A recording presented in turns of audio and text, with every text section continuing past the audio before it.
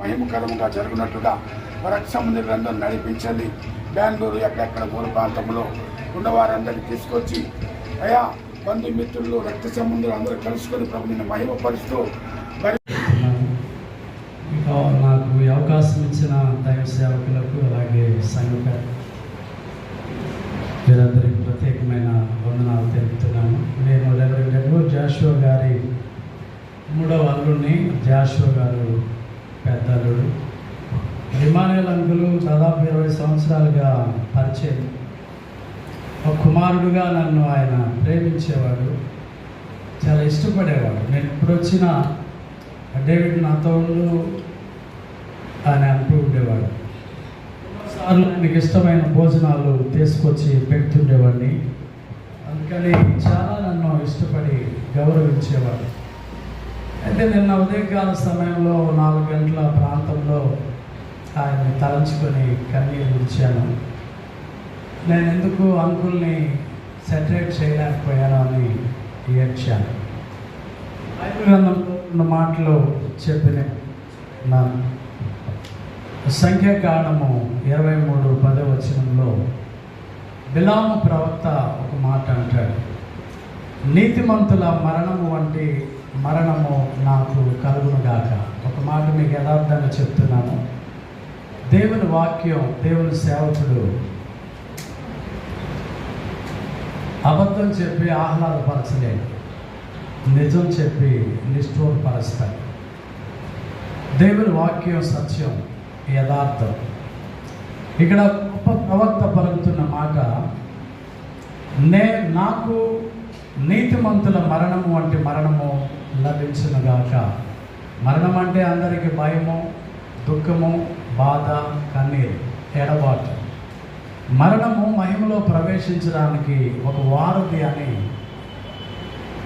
ఎంతమంది క్రైస్తవులకు తెలుసు? ఏ విధంగానైనా మనం దేవుని యొద్దకు చేరాలి అంటే మరణం ఖచ్చితంగా అందరికీ వస్తూ ఉంది. మహిమలో ప్రవేశించాలి. మరణానికి మర్యాద లేదు. పాస్టర్స్కి మర్యాద ఉంది, చుట్టానికి మర్యాద ఉంది. బాలుడని, యవనస్తుడని, మధ్య వయస్సుడని, వృద్ధుడని, రాజని, చక్రవర్తిని, మరణానికి భిక్షగాడని మధ్య తేడా ఎంత మాత్రం లేదు. కాబట్టి బైబిల్ ఇలా చెప్తూ ఉంది, ఒక మనుషుని ద్వారా మరణం ఏ విధంగా ఈ లోకంలోకి ప్రవేశించిందో, మనుషులందరూ పాపం చేసినందున మరణం అందరికీ సంప్రాప్తమవుతుంది. అయితే చావుకి, మరణానికి కారణాలు, చాలామంది అపాయం వల్ల చనిపోతారు, అపరాధముల వల్ల చనిపోతారు, అసూయ వలన చనిపోతారు, అరాచకం వల్ల చనిపోతారు, జ్ఞానం వలన చనిపోతారు, అనారోగ్యం వల్ల చనిపోతాడు. అంకులు అనారోగ్యం వల్ల చనిపోయాడు. దేవుడు పిలుపుని బట్టి చాలామంది సహోదరులు దేవుడు పిలిచాడు, నర్రాలా తిరిగి రండి అని ఆయన చెప్తున్నాడు అని అందరు చెప్తుండగా విన్నాం. కానీ చావక ముందు ఈ భూమి మీద ఎలా మనం జీవించాలి?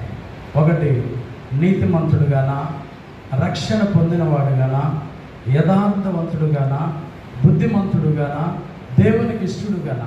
ఎలా చనిపోతే మనం దేవుని వద్దకు చేరగలము? లేక ఒక దుర్మార్గుడుగానా, ఒక త్రాగుబోతుగానా, ఒక వ్యభిచారిగానా, ఒక అపవిత్రుడుగానా, ఒక అన్యాయస్తుడుగానా, ఒక పాపాత్ముడుగానా చనిపోతే వారి గమ్యస్థానం ఏంటి?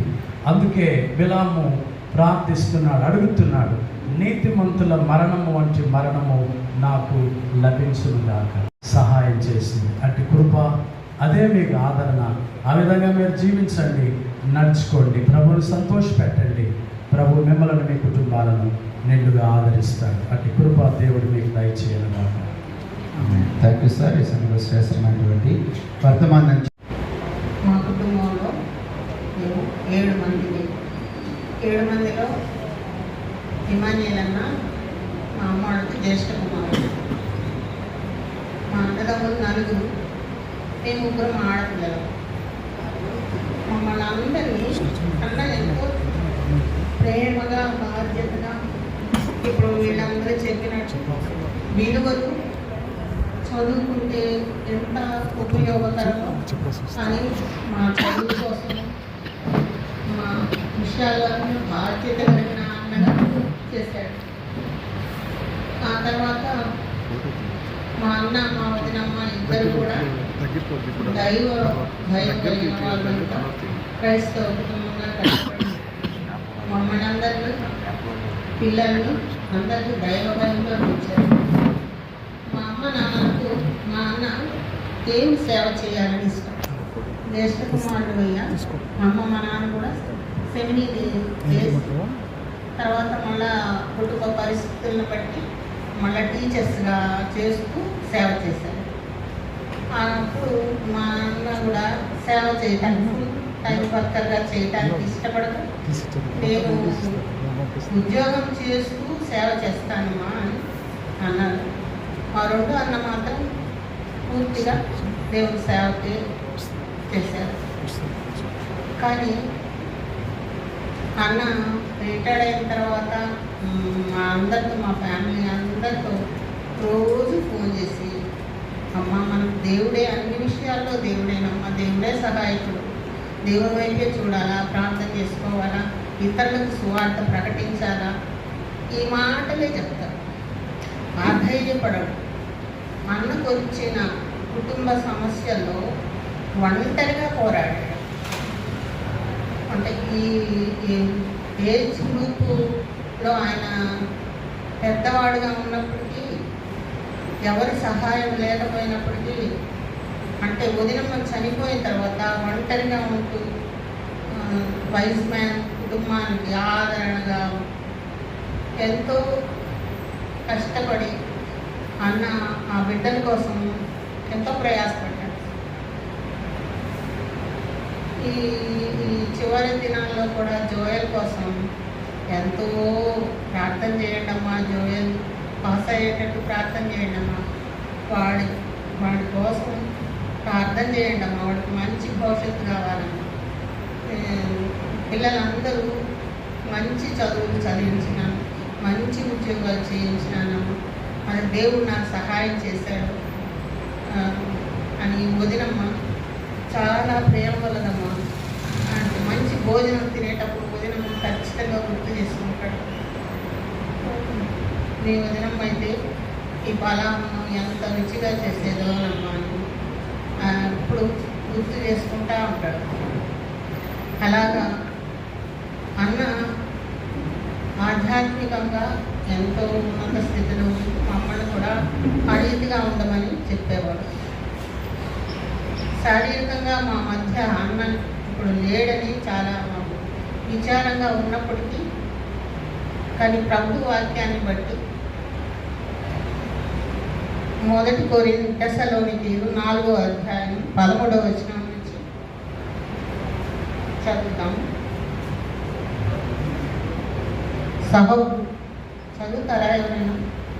సహోదరులారా, నిరీక్షణ లేని ఇతరుల వలె మీరు దుఃఖపడకుండా నిమిత్తము నిద్రించుచున్న వారిని గురించి మీకు తెలియకుండా నాకు ఇష్టం లేదు. యేసు మృతి పొంది తిరిగి లేచినని మనము నమ్మిన ఎడల అదే ప్రకారము యేసునందు నిద్రించిన వారిని దేవుడు ఆయనతో కూడా నిలబెట్టుకొనవచ్చును. మేము ప్రభు మాటను బట్టి మీతో చెప్పుడుదేమనగా ప్రభు రాకడ వరకు సజీవులమై నిలిచి ఉండ మనం నిద్రించిన వారి కంటే ముందుగా ఆయన సన్నిధిని చేరము. ఆర్భాటముతోనూ ప్రధాన దూత శబ్దముతోనూ దేవుని బోరతోనూ పరలోకము నుండి ప్రభు దిగివచ్చు. క్రీస్తు నుండి మృతులైన వారు మొదట లేదు. ఆ మీదట సజీవులమై నిలిచి ఉండి మనము వారితో కూడా ఏకముగా ప్రభువుని ఎదుర్కొనుటకు ఆకాశ మండలమునకు మేఘముల మీద కొనిపోకూడదు. కాగా మనం సదాకాలం ప్రభుతో కూడా ఉంది. కాబట్టి మీరు ఈ మాటల చేత ఒకరినొకరు ఆదరించుకోండి. ఈ వాక్యాన్ని బట్టి శారీరకంగా మా అన్నకు నేను దూరమైన నిరీక్షణ గలవారమై ప్రభు సన్నిధికి మనం అందరం చేద్దాం. పుట్టిన వాళ్ళందరూ గిట్టక తప్పదు అన్నట్టు అందరం చనిపోతాం. చనిపోయినప్పుడు యేసుక్రీస్తు ప్రభువుని ఎవరైతే ప్రభు అని రక్షకుడని నమ్మి విశ్వసించి సాక్ష్యం పొంది ఇతరులకు సువార్తను ప్రకటిస్తూ జీవిస్తున్నవాడు తప్పక ప్రభుతో కూడా ఉంటారు. కాబట్టి ప్రభు వచ్చినప్పుడు మనమందరము ప్రభుతో కూడా పరమందు ఉంటాము. మనమందరం ఇక్కడ ఒక కుటుంబంలో ఎలా ఉన్నామో సంఘంలో ఉన్న మనం అందరం కూడా క్రైస్తవులుగా అనబడిన వారందరూ నిజ విశ్వాసులందరూ పరలోకంలో ఉంటాం. కాబట్టి అన్నని ఈ కొంతకాలం ఏర్పాటు చేసిన తర్వాత మనం ఆనందంగా అక్కడ చూసుకొని మనమందరం ప్రభుతో ఉంటామన్న ఆదరణ కలిగి దేవుని స్తుతిస్తూ ఈ కొంతకాలం మనకు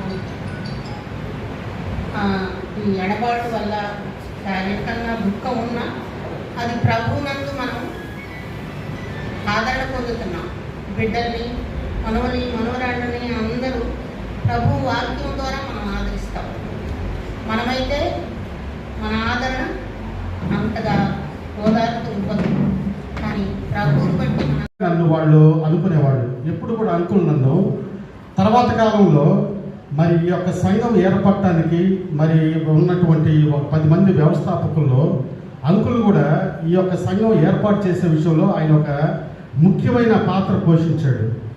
ఎందుకంటే ఆ రోజుల్లో రకరకాల ఉద్యోగాలతో రకరకాల మనస్తత్వాలతో ఉండే వాళ్ళందరినీ ఒక తాటి మీద తీసుకొని వచ్చి మరి ఇక్కడ మనకు ఒక సంఘం కావాలి, మనంతా క్రైస్తవ ఉన్నాము, మన ఏరియాలో మన సంఘం మనం ఇక్కడ ఒక మంచి చక్కని ఒక సంఘాన్ని కట్టుకోవాలి, అందరినీ మరి ఆత్మలను రక్షించాలని ఆ భారం కలిగి మరి అంకుల్ కూడా ఎంతో కృషి చేశారు.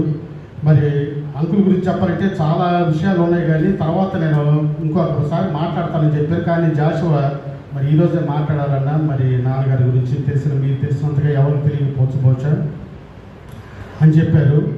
అంకులు ఫస్ట్ నుంచి కూడా చాలా భక్తిపరుడుగా, చాలా భక్తిలో, ఒకవేళ ఇక్కడ చర్చికి రాకపోయినా ఒక్కోసారి మధ్యలో ఉదయాన్నే డౌనీ చర్చికి వెళ్ళిపోయేవాడు. డౌనీకి వెళ్ళిపోయి అక్కడ సర్వీస్ చూసుకొని మళ్ళీ వచ్చి మళ్ళీ కూడా ఇక్కడ కలుసుకునేవాడు అన్నమాట. అలాంటి భక్తి కలిగిన కుటుంబం నుంచి వచ్చారు. పిల్లలను కూడా అంతే భక్తిగా పెంచారు. వాళ్ళు కూడా పుట్టిన పిల్లలు కూడా జాషువా కానీ ఇప్పుడు ఉన్నటువంటి సెల్వియా కానీ మరి వాళ్ళు కూడా ఎంతో భక్తిగా ఉన్నారు. సబీనా అయితేనేమి మరి తను జీవించి ఉన్నంత వరకు కూడా ఎంతో భక్తిగా పెరిగారు. మరి వాళ్ళందరినీ కూడా భక్తిలో పెంచి వాళ్ళ కృషికి ఎంతో మరి కృషి చేశారు. వాళ్ళు ఉన్నత స్థాయిలోకి వెళ్ళటానికి వాళ్ళని ఎంతో ఉన్నతంగా తీర్చిదిద్దాడు. ఎన్నో మానవతా విలువలు నేర్పించారు అంకులు. మరి ఈ వయసులో వృద్ధాప్యంలో మరి 84 ఇయర్స్ మరి దేవుడు తనకి అధిక బలాన్ని ఇచ్చాడు. మంచి ఆయురారోగ్యాలతో మరి ఎవరిని కూడా కష్టపెట్టకుండా, ఎవరు విసిగించుకోకుండా, ఎవరితో కూడా మరి తన జీవితాన్ని ఆయన మరి దేవుడికి సమర్పించుకొని మరి మేము కనిపించినప్పుడల్లా కూడా మంచి మాటలు చెప్తూ సంఘాన్ని ఎలా నడిపించాలి, మన సంఘంతో ఎట్లా ఉండాలి అని అంటూ ఉండేవాళ్ళు. నన్ను ఎప్పుడు చూసినా కానీ అయ్యా నువ్వు చాలా గ్రేట్ అయ్యా, నిజంగా బైబిల్లో జోసఫ్ ఎట్లా ఉన్నామో ఇప్పుడు కూడా నువ్వు అట్లాగే జోసఫ్ నిజంగా నాకు అదే గుర్తొస్తుంది అయ్యా అని నన్ను ఎంతగానో నాతో అంటూ ఉండేవాడు. కానీ నన్ను ఎంతగానో ప్రేమించేవాడు అంకుల్ అయితే అసలు. కానీ అలాంటి అంకుల్ మరి మన మధ్యలో నిన్న దినమందు మరి దేవుని పిలుపు అందుకొని ప్రభు సన్నిధికి వెళ్ళాడు. మరి ఆయన లేని లోటు నిజంగా మాకైతేనేమి కుటుంబ సభ్యులకైతేనేమి మరి ఎంతో తీరని లోటు అది మాత్రం. అయితే మన నిరీక్షణ ఉంది కాబట్టి మనం ఒకరోజు మళ్ళీ చూస్తామనే నిరీక్షణ అంతే ఉంది కాబట్టి మరి ప్రతి ఒక్కరూ జీవించిన ప్రతి ఒక్కరూ ప్రస్తుతం ఉన్నవారు మరి ఏదో ఒకరోజు మనం ఇదే స్థలంలో మనం ఇలాగే పడుకోబెట్టబడతాము. మరి తర్వాత కాలంలో మనం వారిని చూస్తామనే నమ్మకంతో మనం ఉన్నాం కాబట్టి మన నిరీక్షణ మరి ఆ రోజు కొరకు ఎదురు చూస్తాం. మరి అదేవిధంగా ఇప్పుడు మరి విడిచి వెళ్ళి కుటుంబాన్ని మరి దేవుడు మరి వాళ్ళని ధైర్యపరచాలి, ఆదరించాలి, వారికి కావాల్సిన ప్రతి కొరత తీర్చాలని, వారి ముఖ్యంగా ప్రతి ఒక్కరూ వారిని ఆ కుటుంబాన్ని ఆదరించాలని కోరుకుంటూ మరి నాకు ఈ యొక్క అవకాశం ఇచ్చిన పాస్టర్ గారికి, సంఘ పెద్దలకు మరి వారికి వందనాలు తెలియజేస్తూ ముగిస్తూ ఉన్నాను. Thank you sir. చక్కని సాక్ష్యం చెప్పినటువంటి వచ్చినటువంటి ప్రతి ఒక్కరికి దేవుడు నామమున వందనాలు తెలుపుకుంటున్నాను.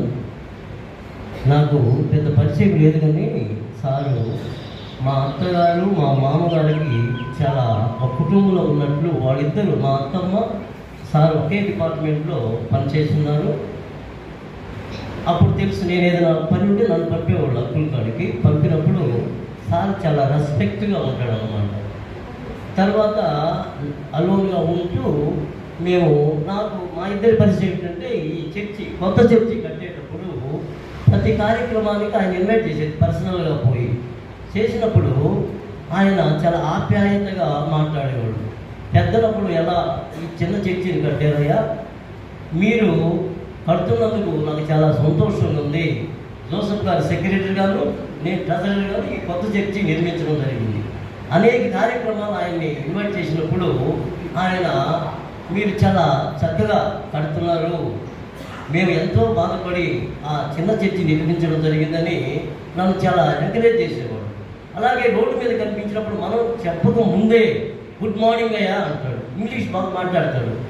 మనం సార్ మేము చెప్పాలి సార్, చిన్నవాళ్ళం కదా అంటే, లేదు, చాలా రెస్పెక్ట్గా ఉంటుంది, మర్యాద ఇచ్చే దాంట్లో కానీ చాలా.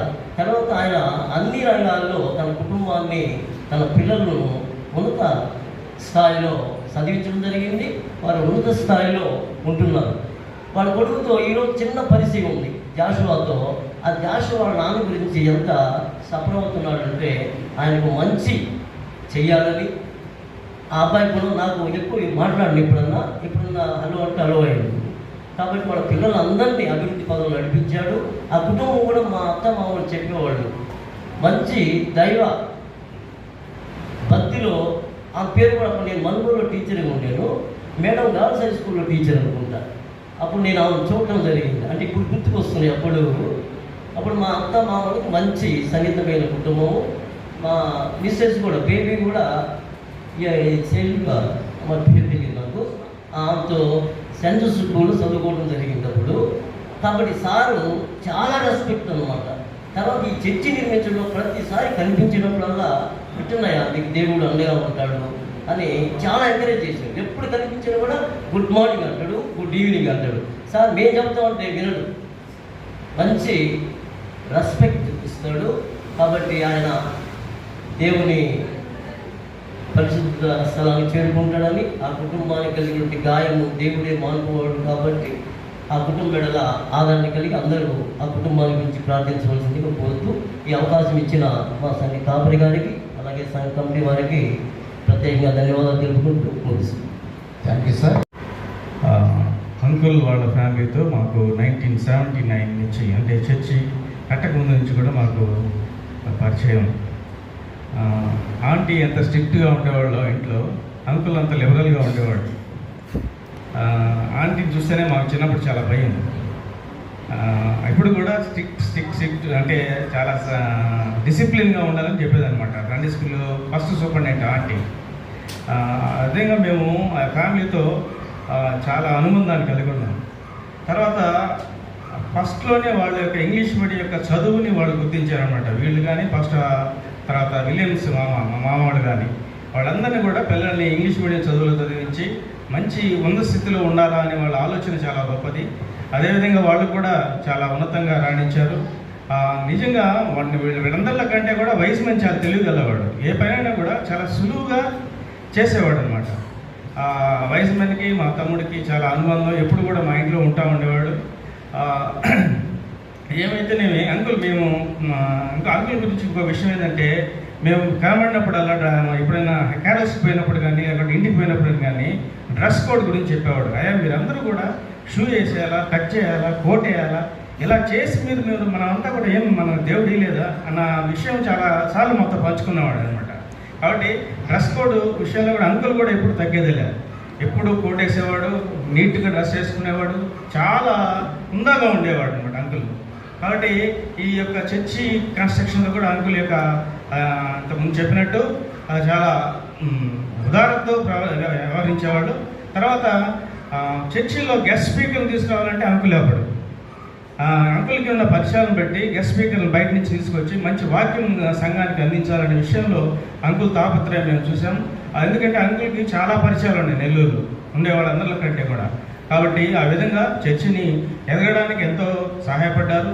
ఆ ఫ్యామిలీ కూడా చాలా చాలా ఈ యొక్క చర్చి యొక్క ఎదుగుదలకు ఎంతో తోడ్పడింది. కాబట్టి ఈ సమయంలో అంకుల్ లేకపోవడం ఎంతో బాధాకరమైనప్పటికీ ఆ దేవుడు ఆ యొక్క కుటుంబాన్ని ఆదరించాలని మనస్ఫూర్తిగా దేవుని ప్రార్థిస్తూ ఈ కొద్ది మాటలతో ముగిస్తున్నాను. దేవుడు అందరికీ వందనాలు. Thank you sir. చక్కగా కొరింథీయులకు రాసినటువంటి 2వ పత్రిక 2, 3, 4 వచనాలు చదువుకుంటాం. కొరింథీయులకు రాసినటువంటి 2వ పత్రిక 1వ అధ్యాయము 2, 3, 4. మన తండ్రి అయిన దేవుని నుండి ప్రభు అయిన యేసుక్రీస్తు నుండి కృపయు సమాధానమును నీకు కలుగునుగాక. కనికరము చూపు తండ్రి సమస్తమైన ఆదరణను అనుగ్రహించు దేవుడు మన ప్రభు అయిన యేసుక్రీస్తు తండ్రి అయిన దేవుడు స్తుతింపబడునుగాక. దేవుడు మమ్మను ఏ ఆదరణతో ఆదరించుచున్నాడో ఆ ఆదరణతో ఎట్టి శ్రమలలో ఉన్నవారినైనను ఆదరించుటకు శక్తి గలవారిపోయినట్లు ఆయన మా శ్రమ అంతటిలో మమ్మను ఆదరించుచున్నాడు. దేవుడి మాటలు మన వెనుకల్లో దీవించుగాక. మరి Emmanuel uncle, Tatapudi Emmanuel uncle, ఆయన వార్డన్గా మరి తన యొక్క కుటుంబ పాలన కొరకై గవర్నమెంట్ జాబ్ చేస్తూ ఉన్నాడు. ఫస్ట్ పురుషోత్తం అంకుల్ ఇల్లు ఉండేది. వారి తర్వాత మనష్య అంకుల్ తర్వాత ఇమాన్యుల్ అంకుల్ ఇల్లు. ఒక తుంగతో కట్టినటువంటి ఇల్లు. వైజ్ మ్యాన్ చాలా చిన్నోడు అంటే అసలు తెలియదు. నెలల బిడ్డ. 79లో ఈ మందిరం ఏర్పడడానికి సూపర్ ఇంగ్లీష్ మీడియం స్కూల్ అని మరి ఆ బిల్డింగ్ ఇప్పుడు మన అపార్ట్మెంట్ అయిపోయింది. ఆ మిద్దె మీద ఫస్ట్ మీటింగ్ జరిగింది. ఆ మీటింగ్లో నేను, జోసఫ్, దేవదానం చిన్నాడు, మరి మేమంతా కూడా ఆ మీటింగ్లో ఉన్నాం. ఆ మీటింగ్లో ఇక్కడ ఉన్నటువంటి క్రైస్తవ కుటుంబాలన్నీ కూడా కలిసాయి. ఈ యొక్క మందిరం ఏర్పడడానికి కారకులు చాలామంది ఉన్నారు. వారి పెద్దలు ప్రభు సన్నిధిలో ఉన్నారు. ఒకరి పేరు చెప్తే ఒకరు ఇబ్బంది పడతారు కనుక ఆనాడు ఉన్నటువంటి క్రైస్తవులు, మా నాన్నగారు కూడా ఆ మీటింగ్లో ఉన్నాడు. కానీ ఆ డినామినేషన్స్ ప్రకారంగా ఎవరు సంఘాలకి వారు వెళ్ళిపోయారు. ఇక్కడ యునైటెడ్ అన్నటువంటి మందిరము ఏర్పడ్డాలి.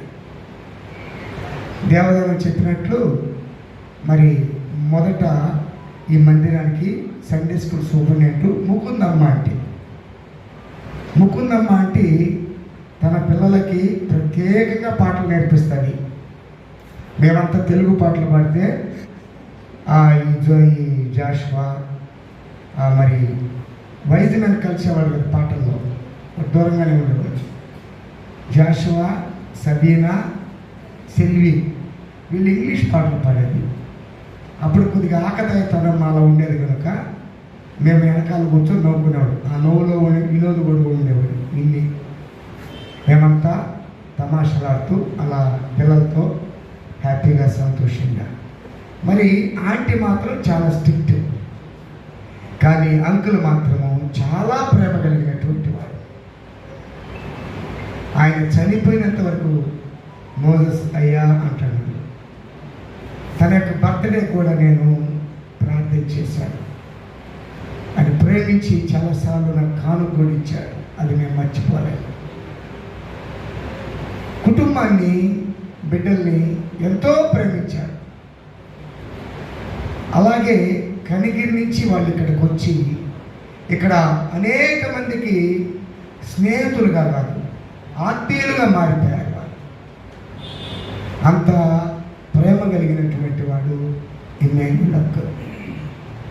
ఆ ప్రేమ మరి ఎడ్వర్డ్ జాషువా అంకుల్, ఆ ఇంట్లో ఎప్పుడు మీటింగ్ జరిగినా ఎడ్వర్డ్ జాషువా అంకుల్ మరి ఇంటికి వచ్చి మరి అంకుల్ అకార్డింగ్ చక్కగా వాయిస్తాడు. అకార్డింగ్ వాయిస్తూ ఇంట్లో మీటింగ్ జరిపించేవాడు. మరి ఎడ్వర్డ్ జాషువా అంకుల్ యొక్క తల్లి గారిని కూడా మేము ఎరిగినటువంటి వారిమే. ఆ ప్రేమ అప్పుడు 70 ప్రారంభమైనటువంటి ప్రేమ, అది ఆయన చనిపోయినంత వరకు ఆ ప్రేమను ఎవరి మీద కూడా చెరగనీయకుండా తన యొక్క సొంత బిడ్డల్ని ఎలాగ ప్రేమిస్తాడో అలాగే ఇతరులు కూడా ప్రేమించాలని అంకుల్. మరి సమాజంలో ఉన్నాం, సంఘంలో ఉన్నాం, సంసారంలో ఉన్నాం, ఒడిదుడుకులు అనేది ఉంటాయి. ఆ ఒడిదుడుకులన్నీ కూడా దేవుడు ఒకరోజు తీసేస్తాడు. శరీరంతో ఉన్న కనుక ఉద్రేకాలు ఉంటాయి. ఇవన్నీ కూడా ఒకరోజు అది దేవుడే తీసివేస్తాడు. అలాగా అంకుల్ యొక్క జీవితంలో 84 సంవత్సరాలు తన యొక్క జీవితంలో ప్రేమ కలిగినటువంటి మంచి అంకులుగా తన యొక్క యాత్రను ముగించి, తండ్రికి ఉన్న ప్రేమ తన జ్యేష్ఠ కుమారుడు అయినటువంటి జాషువాకు ఉన్నది. అది నేను ఎరిగినటువంటి వాడిని. కాబట్టి జాషువా జ్యేష్ఠుడు కనుక మరి సెల్వేని, అదేలాగా వైస్ మ్యాన్ యొక్క కుమారుడు జోయల్ ఆ బిడ్డని ఎట్టి పరిస్థితుల్లో కూడా మరి అన్ని విధాల దేవుడు ఆదరిస్తాడు, ఆదుకుంటాడు, నడిపిస్తాడు. ఆ శారీరక సంబంధికులుగా ప్రధానంగా నువ్వు చేయవలసిన బాధ్యత నువ్వు చేయవలసిందిగా ప్రభుపేట సంఘమంతా తరపున నీకు మేము మనవి చేస్తూ ఉన్నాం. తెలియజేస్తూ అందరికీ నా వందనాలు తెలియజేస్తున్నాను. కృష్ణ ప్రియమైన వాళ్ళారా, ఇంతవరకు నెల్లూరు ఇమాన్యుయల్ కుటుంబం వచ్చిన తర్వాత జరిగిన విశేషాలు సభ్యులు ఎక్కువ పెద్దలు ఎక్కువ చెప్పారు. తెలుగు యాంకర్ విషయాలు చెప్పింది. నేను ఇమాన్యుయల్ 1951 సంవత్సరము మా తల్లిదండ్రులు, ఆయన తల్లిదండ్రులు రామాయపట్నం థియాలజికల్ సెమినరీ చదువుతానికి వాళ్ళు వచ్చిన సమయం నుంచి ఈనాటి వరకు మేము గాఢమైన ప్రేమకులము, బంధువులు అసలు కానే కాదు. క్రీస్తులను ప్రేమ బంధువులను. మరి నాకు ప్రియమైన స్నేహితుడు. ఒక్కరోజు కూడా నా నుంచి ఆయనకు ఫోన్ రాకపోయినా, ఆయన దగ్గర నుంచి నాకు ఫోన్ రాకపోయినా ఇద్దరం తలడిల్లిపోతాం. అంత నాకున్నటువంటి గాఢమైనటువంటి అభిమానం ఒకరిలో ఒకటి. సరే, ఈ విషయంలో సంఘస్థులు చెప్పని విషయాలు, మాకు మా సమాన మధ్య తెలియని విషయాలు కొన్ని మీ ముందు ఉంచాలనుకుంటున్నాను. మొట్టమొదటి తల్లిదండ్రులైన వారి తల్లిదండ్రులు దైవ సేవకులు. ఒక మంచి త్యాగశీలుడు చెప్పాలి. ఎందుకంటే వారిరువురు కనిగిరి తాలూకాలో టీచర్స్గా ఆ రోజుల్లో పనిచేస్తున్నటువంటి వారు. కానీ ఆనాడు మిషనరీల ప్రోత్సాహం అండి, వారి సహకారం అండి, వారు చెప్పినటువంటి మాటలకు వెంటనే ప్రతిస్పందించి వారి ఉద్యోగాలను అక్కడ విడిచేసి రామాయపట్నం సెమినరీకి వచ్చారు. ఎవరైనా ఉద్యోగం వదిలిపెట్టి ఈ రోజుల్లో ఇచ్చే వారి ఘనమైన మనం స్వాగతిస్తాం. కానీ ఆ రీతికి వారు ఇద్దరు వచ్చారు. వచ్చి 3 సంవత్సరాలు సెమినరీలో వారు చదివి 4వ సంవత్సరం అప్పుడు సమయంలో ఉన్నటువంటి గురగారు ల్యాంచెడ్ గడి ఉన్నాడు.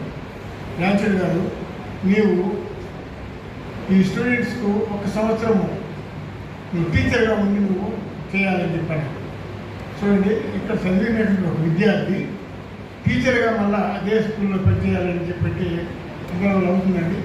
అంటే అంత నమ్మకత్వాన్ని, అంత మంచి నాలెడ్జి ఉన్నటువంటి వ్యక్తి ఆయన జ్ఞాన ప్రకాశం గారు. తండ్రి గారి పేరు జ్ఞాన ప్రకాశం, ఆయన మార్తమ్మ తల్లి. అలాంటి మంచి కుటుంబంలో పుట్టినటువంటి వ్యక్తి. ఇక తర్వాత కుటుంబ విషయం వదిలేస్తే, మేము చిన్ననాటి నుంచి రామాయపట్నంలో సండే స్కూల్కి అయితేనేమి, చిన్నపిల్లల కార్యక్రమాలు అన్నిటికీ అటెండ్ అయ్యేవారు. మేము ఇప్పుడు సండే స్కూల్లో వచ్చినారు, గంటతో వచ్చినారు చెప్పండి, మీరు ఒక్కొక్కరు ఒక వారం రోజుల లోపల 100 గంటలతో వచ్చినారు చెప్పి బైబిల్ ప్రెజెంటేషన్స్ తీసుకున్నటువంటి వ్యక్తులు. ఇది అంటే ఆనాడు టీచర్స్ చెప్పినటువంటి వాక్యం కానీ, బోధలు కానీ, వారు నేర్పేటటువంటి సాంఘిక విలువలను కానీ మేము చక్కగా పాటించి ఈనాడు సొసైటీలో మీరు చెప్పిన రీతిగా ఈ సంఘానికి ఒక నాయకత్వం వహించి మీకు సంఘానికి అన్ని విషయాల్లో తోడ్పడినాయంటే అలాంటి వ్యక్తి తాత్పర్యం ఆ రోజులు ఉండబట్టి మరి ఆ విధంగా పెరిగినటువంటి వ్యక్తులు ఉన్నారు. తర్వాత కనిగిరికి వచ్చేసిన సెమినరీకి వచ్చిన తర్వాత వాళ్ళ సొంత గ్రామానికి వెళ్ళకుండా కనిగిరిలోని వాళ్ళు వచ్చారు. మేము కనిగిరిలో మా భాగంలో ఎంతమంది ఒక మిలిటరీ ఆఫీసరు, చాలా క్రమశిక్షణ వ్యక్తి. మా తల్లి మంచి భక్తురాలు. అదే రకంగా వీళ్ళూరు సహవాసంతో ఉండేవాళ్ళు. మరి జ్ఞాన ప్రకాశం గారికి చిన్నాయన ఆయన్ని చాలా మంచి బోధకుడు. చక్కగా చెప్తారు, బైబిల్ వాక్యాన్ని గౌరవించాలంటే చక్కగా చెప్తారు, లోతైన మర్మాలు చెప్పగలరు. నిజంగా చెప్పాలంటే మా తల్లిదండ్రులు ఇద్దరు వితిన్ 2 years గ్యాప్లో చనిపోతే మా ఇంటికి వచ్చి ప్రార్థన పెట్టినప్పుడు నాకు చెప్పిన మాట ఏంటంటే, దేవుని దైవజనుని బిడ్డలు దేవుడు ఎప్పుడు ఎవరు, మీరు ఎప్పుడు భిక్ష ఎత్తరు, ఇవి ఇంకా సహాయం చేస్తారు కానీ. కానీ నా తల్లి చనిపోయిన తర్వాత 2 సంవత్సరాలు చనిపోయాడు. వెంటనే ఇంటికి వచ్చి నేను చాలా రాడికల్ అండి చెప్తున్నాను. ఆ రోజుల్లో కూడా నేను చదవడంలో ఫస్ట్ ఉండేవాడు. మరి ఇంటికి వచ్చి వెంటనే నా తల్లి చనిపోయిన తర్వాత బైబిల్ చించి పడేశాను ముక్కలుగా. దేవుడైనా ఉంటే ఇంత కష్టాలు పెడతా నాకు, మా తల్లిదండ్రులు నాకు నలుగురు తమ్ముళ్ళు, ఒక చెల్లెలు, తర్వాత ఇలాంటి భావం ఉంది, ఎలాంటి మా కాగాయం లేదు, అన్నీ పోయి మా తల్లిదండ్రులతో అన్నీ పోయి అని అనుకున్నప్పుడు జ్ఞాన ప్రకాశం చెప్పినట్టు మా తల్లి జ్ఞాపకార్థం చెప్పిన మాట అక్షరాలు నెరవేరింది. వితిన్ 6 months నాకు ప్రభుత్వ ఉద్యోగం వచ్చింది. దయచేసి నేను ఎంత పశ్చాత్తాపడి తలకాయ పగల కొట్టుకున్నాను గోడకేసి. నా తల్లిదండ్రులు అంత భక్తి పనులు ఇంట్లో కూడా నేను బైబిల్ చూసేసిన నాకు అంటే శాపం వస్తుందని చెప్పి భయపడి ఉన్నాను. ఆయన చెప్పినట్టుగా నాకు వితిన్ 6 months నాకు ఉద్యోగం వచ్చింది. నేను ఉద్యోగం చేస్తూ ఈరోజు కనిగిరి బాప్టిస్ట్ సంఘంలో మరి 1989 నుంచి 91 వరకు అన్ని విధాల అన్ని పోస్టులు చేసి నేను సేవ చేశాను. ఇమానియల్ మరి నాకు తోడుగా ఉండే అన్ని విషయాల్లో సహకరించేవాడు. నేను ఇద్దరము సంఘంలో రామాశ్రయం కానీ అక్కడ ఆటల పోటీలు జరపాలి, కార్యక్రమాలు జరపాలంటే అన్నింటిలో ఒకరికి సహకరించేవాడు. అక్కడ ఉద్యోగాలు ఇచ్చిన తర్వాత ఆయన నెల్లూరు జిల్లాకు వచ్చాడు. నేను ప్రకాశం జిల్లా, నేను నెల్లూరు జిల్లా ఉన్న కొంతకాలం నెల్లూరు జిల్లా కందుకూరు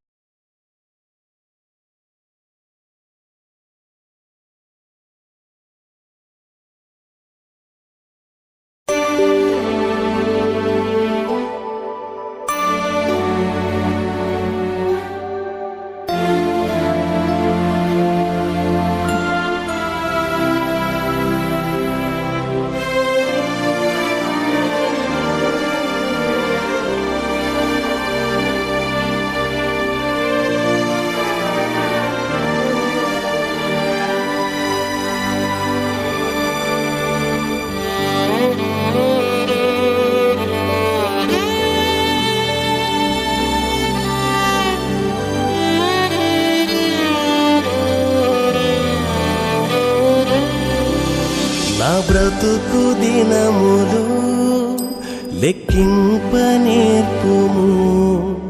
దేవాయి భువిని వీడు గడియ నాకు చూపుము. ఇంకొంత కాలము ఆయుష్ పెంచుము. నా బ్రతుకు మార్చుకొందును సమయము నిమ్ము. నా బ్రతుకు దినములు లెక్కింప నేర్పుము. దేవాయి భువిని వీడు గడియ నాకు చూపుము.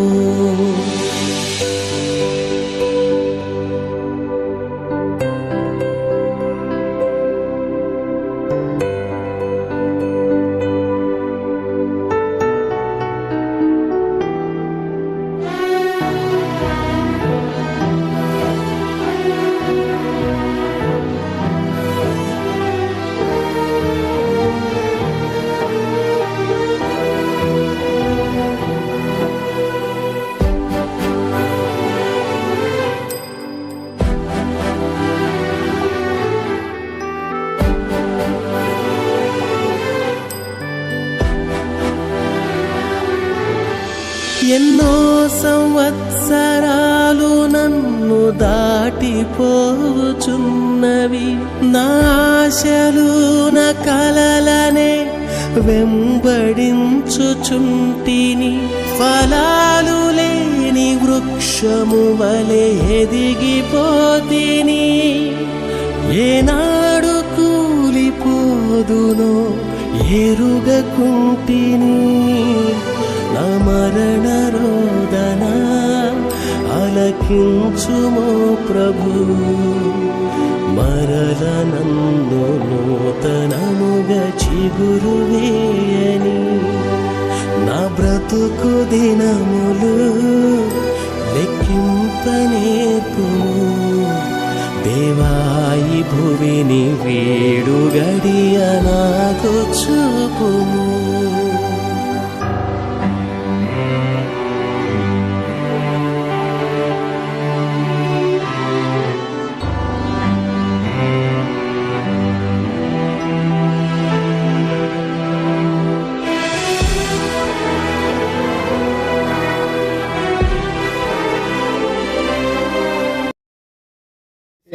మార్గము యేసే సత్యము యేసే జీవముగా నిజముగా యేసే జీవముగా. పరదేశులము ప్రియులారా మన పురమిదిగా ఎప్పుడు నిజముగా పురమిదిగా ఎప్పుడు.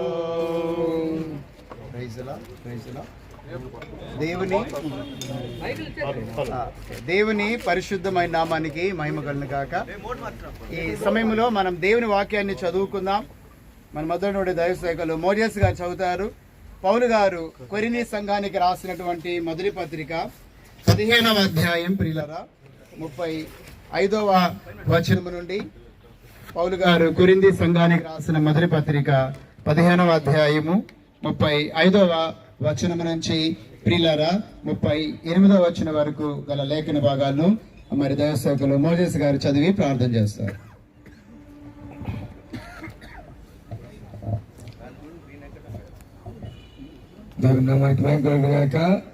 మొదటి కొరింథీయులకు రాసిన పత్రిక 15వ అధ్యాయము 35వ వచనాన్ని 35 నుంచి 1 వచనాలను జ్ఞాపకం చేసుకుందాం. ప్రిదాసులు మరి ఇమానుయేలు గారిక మరి ఆ బలి నిమిత్తమై అయితే మృతులు ఎలాగూ లేతరు, వారిటి శరీరంతో మృతులని ఒకడు అడుగును. ఓ అవివేకి, నీ విత్తునది చచ్చితేనే గాని బ్రతికింపబడను కదా. నీ విత్తు దానిని చూడగా అది గోధుమ గింజైనను సరే, మరి ఏ గింజైనను సరే, వట్టి గింజని విత్తుచున్నావు కానీ పుట్టబో శరీరమును విత్తుట లేదు. అయితే దేవుడే తన చిత్త ప్రకారము నీవు విత్తని దానికి శరీరం ఇచ్చును, మరియు ప్రతి విత్తనమునకును దాని శరీరము ఇచ్చుచున్నాడు. మాంసమంతయు ఒక విధమైనది కాదు. దేవుడి శ్రేష్టమైన వాక్యమును దేవుడు దీవించి ఆశించి వారి కుటుంబానికి వారి బిడ్డలకు దేవుడి గొప్ప ఆదరణ కలిగి అనుగ్రహించును గాక. మెగా ప్లస్ ప్రైజ్ లార్డ్. ప్రార్థన చేసుకుందాం. అందరూ కూడా తల వచ్చండి, ప్రార్థనలో ఏకీభవించండి. ప్రేమగల తండ్రి, మహాగణం, పరిశుద్ధుడ, మహోన్నతుడ, మహిమా ప్రభావం కలిగిన మా గొప్ప దేవ, మీ బంగారు పరిశుద్ధ పాదాలకు వేలాది వందనాలు, స్తుతులు, స్తోత్రాలు చెల్లిస్తుంటున్నాం. అయ్యా, మీ కృపని బట్టి, దాన్ని బట్టి దేవాదిగో తండ్రి, ఇక జూన్ మాసం అయ్యా మరి 7వ తేదీ ప్రభా, మీ దాసులు నాయన ప్రభా, మరి నాయన ప్రియదాసులు అయ్యా మరి మన అంకుల్ గారిని ప్రభా మీరు జ్ఞాపకం చేసుకొని అయ్యా మీ పిలుపునందుకు ప్రభా, మీ దాసులు నాయన ప్రభా 84 సంవత్సరాల ప్రభా ఈ భూమి మీద ప్రభా దీర్ఘాయుష్మంతుడిగా ప్రభా మీ దాసును బ్రతికించి కుటుంబాన్ని అనుగ్రహించి బిడ్డల ప్రభా మీరు స్వాస్థ్యంగా అనుగ్రహించిన ఆయన మీ దాసుని ప్రభా ఒక గొప్ప వృక్షంగా ప్రభా మీరు బ్రతికించిన విధానానికి వేలాది వందనాలు, స్తుతులు, స్తోత్రాలు చెల్లిస్తూ అయ్యా మీ దాసు మీ పిలుపునందుకు ప్రభా ఇదిగో ప్రభా మీ మహిమ రాజ్యంలో ప్రభా ఉండేది ప్రభా మీరు ఇచ్చిన ఆ గొప్ప పిలుపుని బట్టి దేవా మీరు స్తుతిస్తూ ఘనపరుస్తూ ఆయన అయ్యా మరి అయ్యా మీ దాసు యొక్క కుటుంబాన్ని దేవా మరి బిడ్డలు ప్రభా మీరు అయ్యా ఒకసారి మీరు ఆదరించండి, ధైర్యపరచండి. ఇదిగో ప్రభా మీరు అంటున్నారు, ఇదిగో ప్రభా అయ్యా నరలారా మరలా మీరు తిరిగి రండి సెలవు ప్రభా సెలవిస్తూ ఉంటున్నారు తండ్రి. లోకలందరూ పోవలసిన మార్గంలో ఇదిగో నేను వెళ్ళొచ్చున్నాను అయ్యా, నువ్వు ధైర్యం కలిగి నిబ్బరం కలిగి ధైర్యంగా జీవించలేని సెలవిచ్చినట్టుగా ఆయన అయ్యా మీ దాసు యొక్క విడిపడిన కుటుంబాన్ని మరి బిడ్డలు ప్రభా మీరు ఆదరించి ధైర్యపరచుకుని ఈ కారణ బయలు కార్యక్రమం ప్రభా చక్కగా ఘనంగా మహిమకరంగా జరిగించి నిలబడితే మీ దాసులు ప్రభా మీ ఆత్మకు నింపి ప్రభా మీ ప్రేమగల మాటలు ప్రభా అయ్యా కుటుంబానికి దయచేయమని అంత మహిమా ప్రభావాలు మీకే చెల్లిస్తూ యేసయ్య పరిశుద్ధ నామములో ప్రార్థించి స్తుతించి ఆరాధించి అడిగి వేడుకుంటున్నాము తండ్రి, ఆమేన్. మంచిది. మన ప్రభువును రక్షకుడైన యేసు ప్రభుల వారి అతి శ్రేష్టమైన నామానికి మహిమ కలుగును గాక. మరి మన సంఘ ప్రియులు, మన సంఘానికి వ్యవస్థాపకులు ఒకరు, ఆత్మీయులు మనమందరం విన్నట్లుగా తాతపూడి ఇమ్మానుయేల్ గారు ఈ భూమి మీద ప్రభు బిడ్డగా జీవించి దీర్ఘాయుష్మంతుడిగా జీవించాడు. మరి ప్రభు యొక్క పిలుపు అందుకొని ప్రభు యొద్దకి చేర్చబడ్డాడు. కాబట్టి దేవుని యొక్క వాక్యములో రాయబడినట్లుగా ఈ భూమి మీద తాను ఏ విషయంలో కూడా భయపడలేదు, బహుధైర్యంగా జీవించాడు. తన ఒంటరి జీవితంలో కూడా గొప్ప భరోసా ప్రభు కూడా ఉన్నాడు.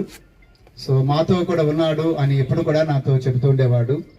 మరి ఏదేమైనప్పుడు కూడా తన జీవితం ఈ భూమి మీద ప్రభు చిత్తానుసారంగా కొనసాగింది. దేవుడు తనకు దీర్ఘాయువును దయచేసి విజయవంతమైన జీవితాన్ని ఇచ్చాడు. తన యాత్ర ముగించుకున్నాడు.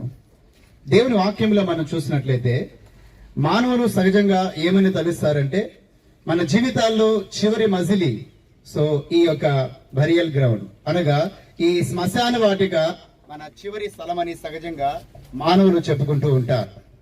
కానీ దానికి బైబిల్ ఏం చెబుతుంది? ఇదేనా మన చివరి గమ్యం?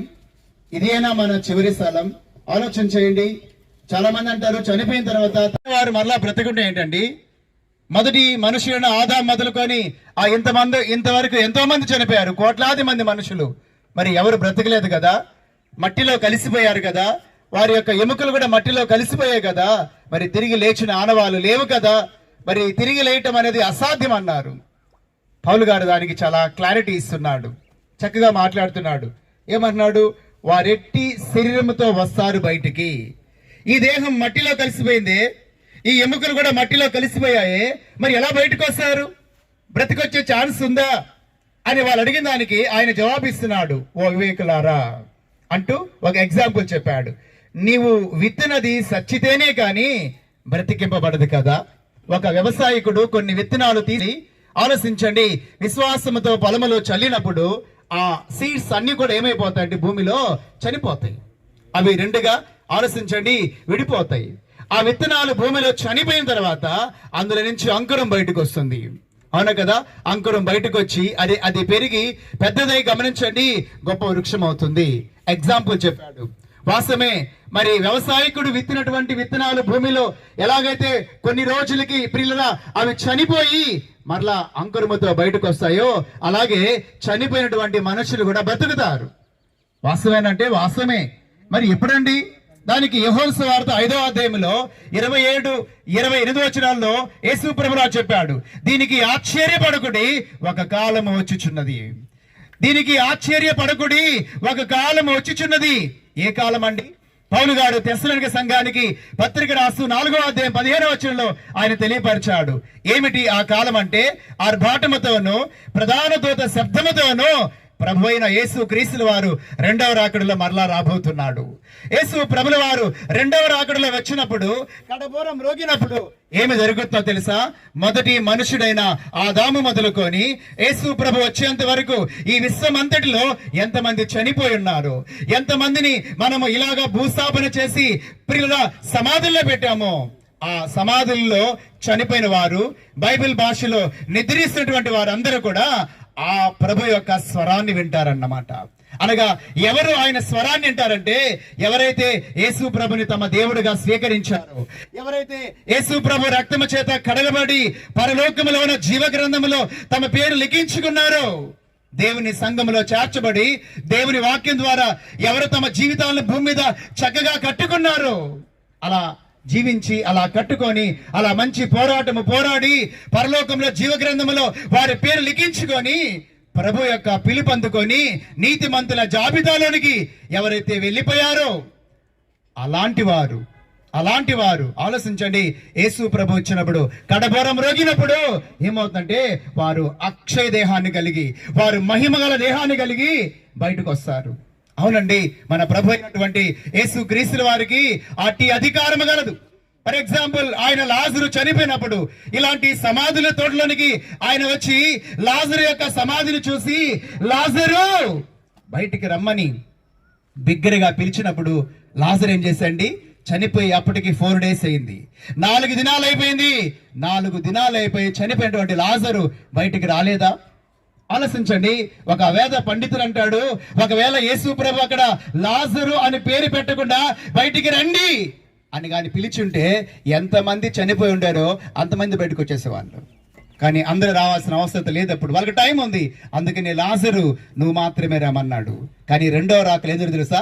ఆయన కడబోరం రోగినప్పుడు ఎంతమంది పరిశుద్ధులు చనిపోయి సమాధి చేయబడి ఉన్నారో ఆ పరిశుద్ధులు అందరూ కూడా ఆయన స్వరము విని, ఆయన శబ్దము విని వారి సమాధుల నుండి బయటకు వస్తారు మహిమా దేహంతో. ప్రియులారా, ప్రభు ఎలాంటి దేహాన్ని కలిగి ఉన్నారో ఆ దేహంతో వారు బయటకు వస్తారు.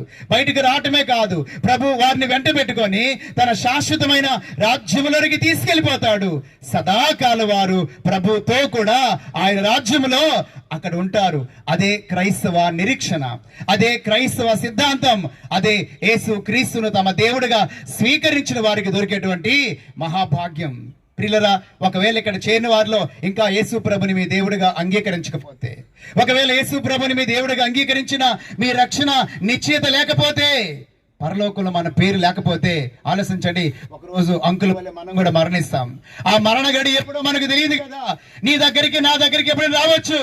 ఆ స్పెసిఫిక్ కాలింగ్, ఆ డివైన్ కాలింగ్, దేవుడు మన దగ్గరికి వచ్చి మనల్ని పిలిచే లోపల అంకుల వల్లే మనం సిద్ధంగా ఉంటే, లేదా క్రీస్తు రక్తము చేత కడగబడి ఆయన రాజ్యానికి పోవటానికి సిద్ధంగా ఉంటే సంతోషమే. మన ఆత్మలు దేవదూతల చేత అబ్రహాము రింభాగములోనికి వెళ్ళిపోతాయి. లేదా ఆత్మలు అగ్ని గంధకములతో మండే గుండంలోకి వెళ్ళిపోతాయి. అక్కడ అగ్ని ఆరదు, పురుగు చావదు, యుగాయుగాలమైనటువంటి అగ్నిగుండం. కాబట్టి మనుషుడు మరణించిన తర్వాత తన ఆత్మ అగ్ని గుండానికైనా వెళ్ళాలి, లేకపోతే శాశ్వత రాజ్యానికైనా వెళ్ళాలి. ఇది భౌతికమైన దేహం, సమాధి చేస్తున్నాం, మట్టిలో కలిపేస్తాం. కానీ ప్రభుని నమ్మినటువంటి వారు, ప్రభు వచ్చినప్పుడు చెప్పండి, ఆయనందున్న వారు బ్రతికించబడతారు. వారు మహిమా దేహాన్ని కలిగి ప్రభుతో కూడా సదాకాలం ఉంటారు. దేవుడు తన వాక్కులు మన వెనుకలు దీవించి ఆశీర్వదించునుగాక. ఆమేన్. ప్రార్థన చేసుకుందాం, తల్లు వంచుకుందాం. మన మధ్యలో విక్రమ తల్లి గారు ప్రార్థన చేస్తారు. సర్వశక్తుడా, మా ప్రియ పరలోకపు తండ్రి, మీ నామాన్ని బట్టి వందనాలు. మరి ఇదిగో నా ప్రభ, అనుకున్న రీతిగా నా ప్రభ, మేము నాయన మా బావగారి మరణం చూడచులకు నా తండ్రి మాకు ఈ సమయం ఇచ్చావయ్యా. మరి ఎందుకో మాకైతే తెలియదు.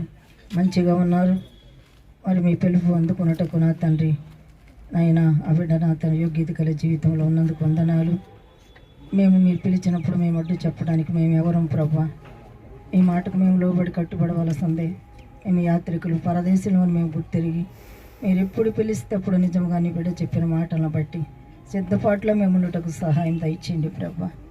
మీ కాపుదల మాకు ఇచ్చి నా తండ్రి, ఇదిగో నీ బిడ్డను మీరు పిలుచుకున్నారు.